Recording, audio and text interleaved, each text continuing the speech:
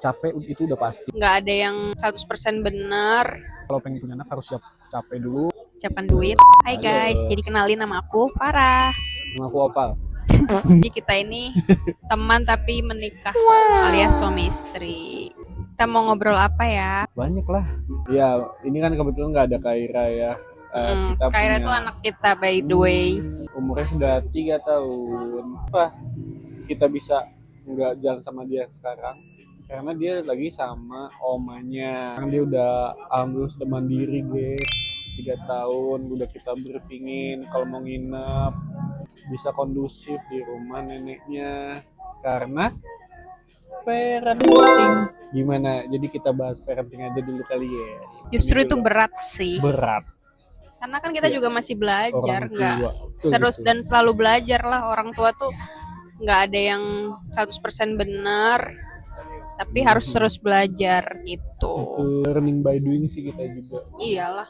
So, aku cuma ingin menyampaikan kalau semua itu udah ada waktunya gitu loh. Mungkin kan ada orang yang misalnya anaknya sekarang masih bayi atau masih kecil lah gitu ya, kok belum bisa ada waktu lagi untuk dirinya sendiri ataupun dengan pasangan, ya sabar aja karena emang itu perjalanannya kayak gitu dan semua orang pasti ngalamin kok.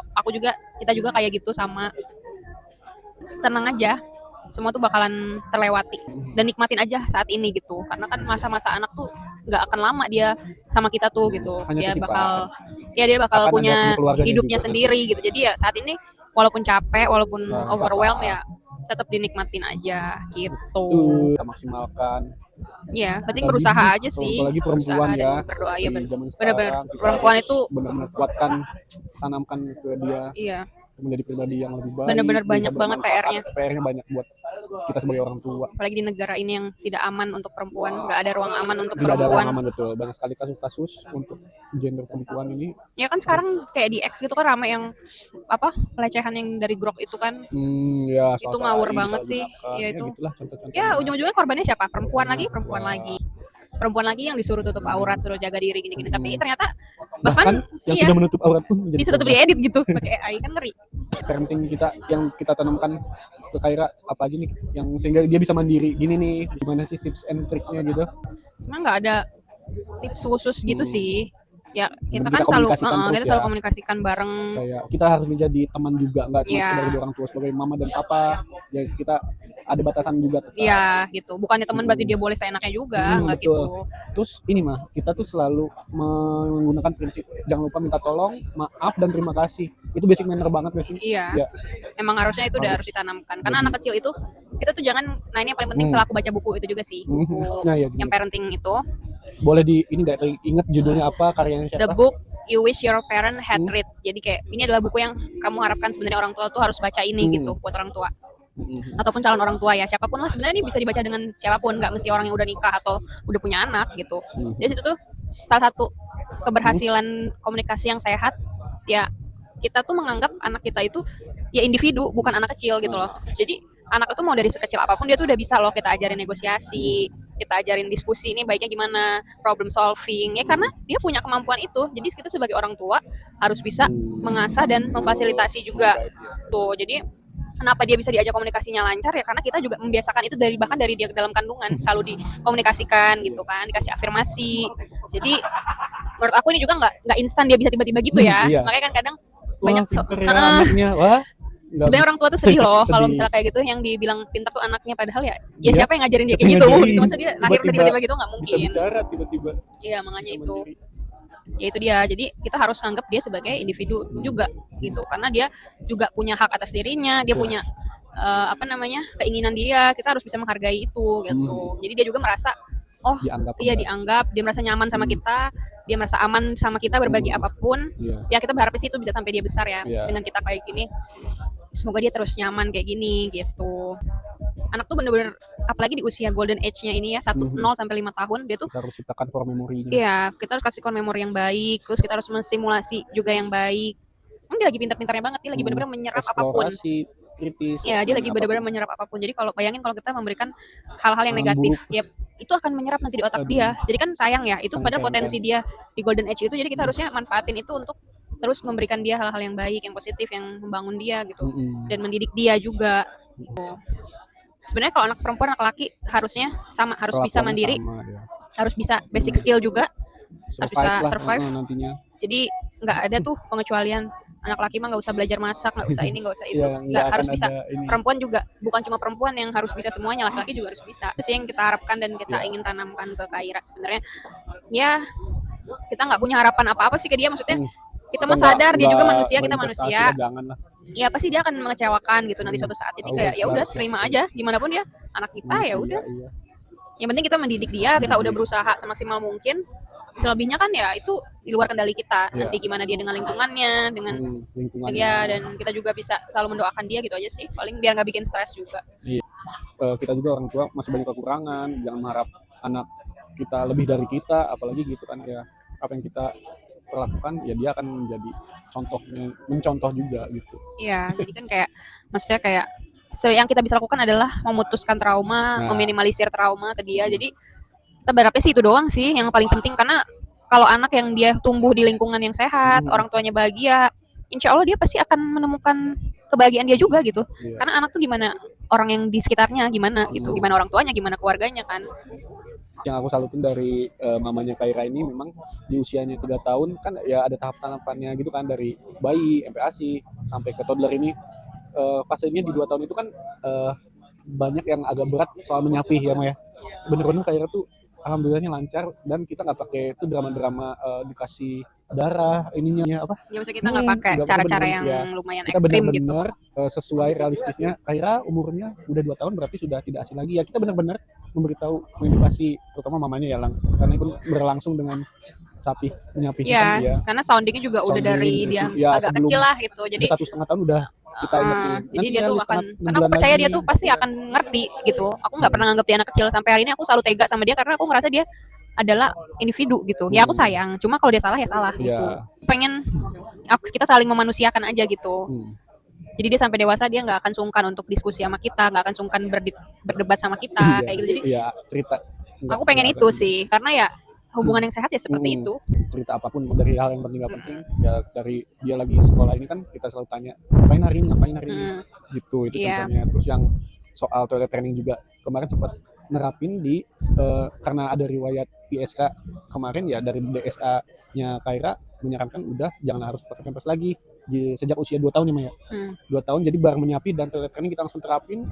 Alhamdulillahnya toilet trainingnya berjalan lancar seminggu.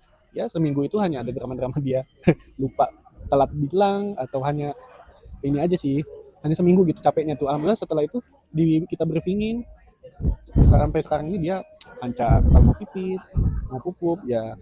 Iya. Alhamdulillahnya juga. Terus dia tuh ini ya mandiri, dan kalau mau apa-apa tuh bicara, kalau mau makan sekarang bicara. Tantrumnya tuh minim ya, lumayan minim lah. Jadi pernah pasti. Dia juga bukan anak yang kayak wah anteng banget ya gini, enggak sih. Dia juga anaknya aktif, kadang ya layaknya anak kecil aja, dan itu wajar. Dia memang justru kita malah mengenalkan emosi itu kepada dia. Emosi itu ada marah, ada senang, ada takut, ada sedih. Jadi dulu, ya, jadi dia biar mengenal itu tuh apa sih gitu. Biar dia nggak bertanya-tanya, aku nih kenapa? Aku tuh nggak mau kayak gitu karena aku ngalamin, aku nggak ngerti tuh dulu emosi aku tuh apa. Jadi aku ingin mengenalkan itu, selalu tanamkan belajar merasa cukup aja.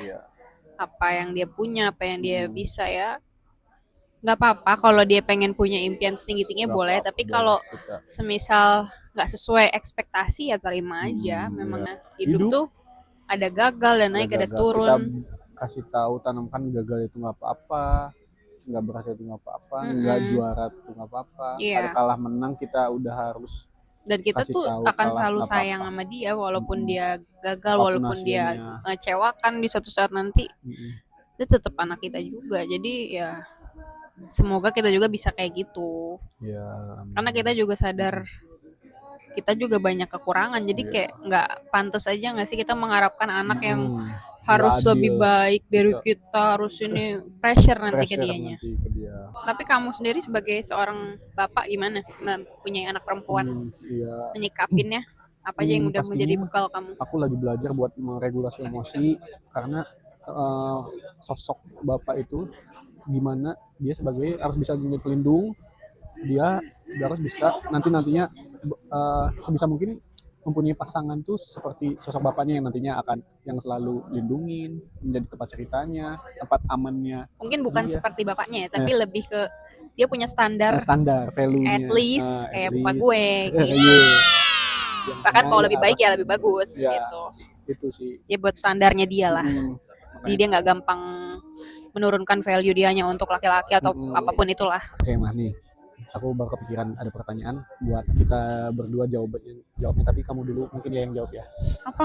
Apa sih ketakutan kamu sama anak nih, sama Kaira? Ketakutan terbesar kamu apa sih?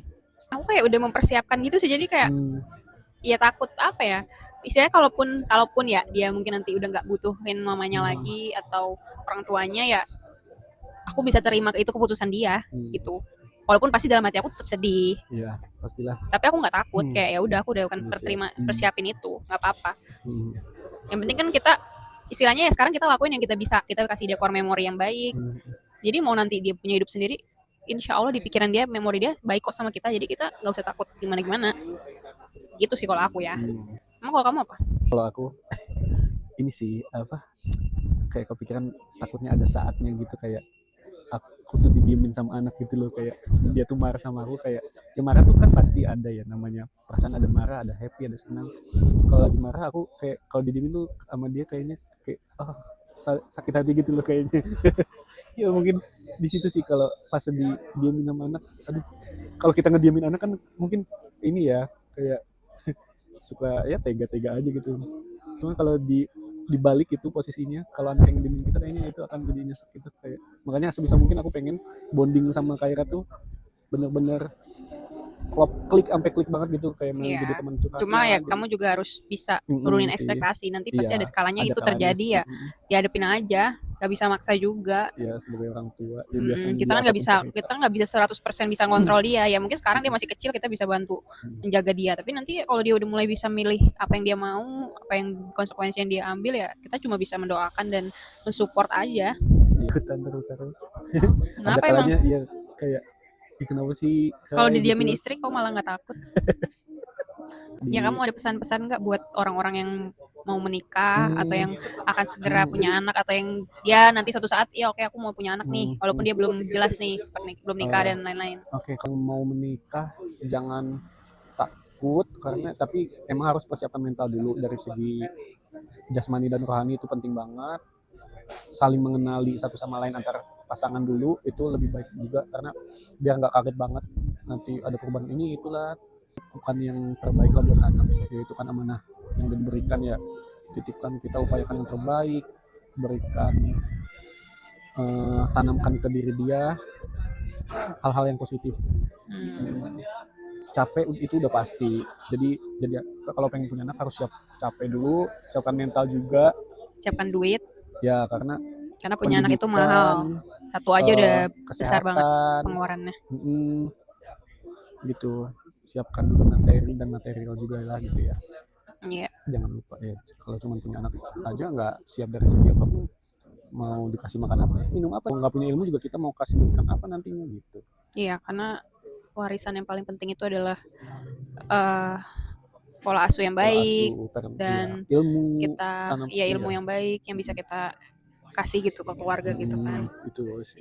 Kalau aku sih pesannya buat teman-teman yang akan menjadi orang tua atau ya di masa depannya dia ingin memilih punya anak gitu, kalian harus benar-benar punya ilmu, punya iman, dan harus berdamai dulu sama semua yang udah terjadi di hidup kalian, kayak berdamai sama diri sendiri sih paling penting itu dulu, karena kalau 3 itu masih banyak yang masih ada banyak yang belum selesai, nanti akan susah. Jadinya kita nganggapnya ini tuh beban, ujian, padahal sebenarnya punya anak tuh ya tanggung jawab aja yang harus kita tanggung gitu, bukan beban gitu. Jadi point of view-nya nanti akan berbeda. Kalau kamu nggak punya itu, kamu akan merasa itu beban, tapi kalau kamu punya dasar-dasar itu, insya Allah kamu nganggapnya ya ini memang tanggung jawab aku, ini memang udah konsekuensinya aku mau punya anak, ya udah dijalanin. Dan kita harus benar-benar mau belajar, itu sih yang paling penting, harus mau belajar.